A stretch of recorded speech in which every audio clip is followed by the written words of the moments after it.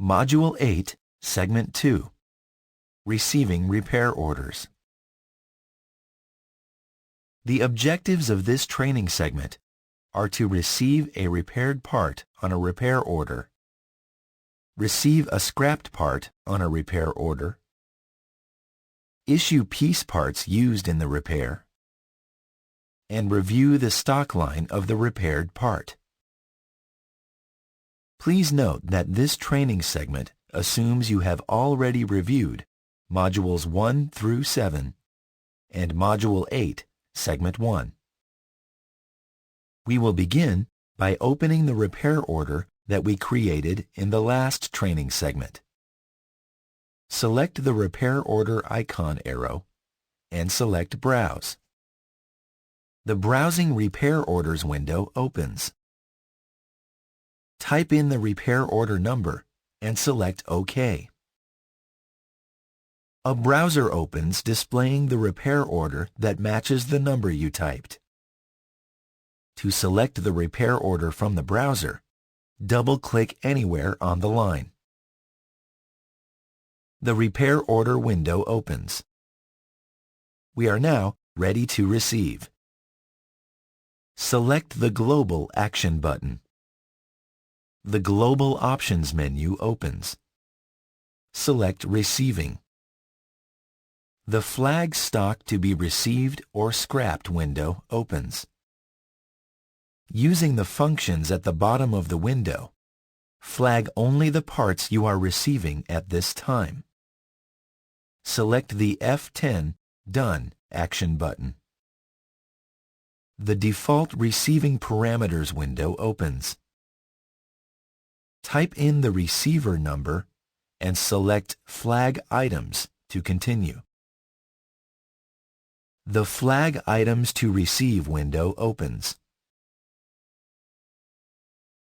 We have sent out 2 items to be repaired. In this example, we will say that one unit will be received. The other will be rejected. We will type 1 in the Total to Receive field and 1 in the Quantity Rejected field.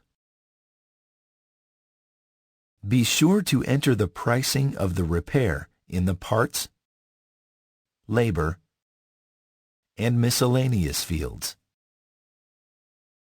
There, charges will be reflected in the stock line once received.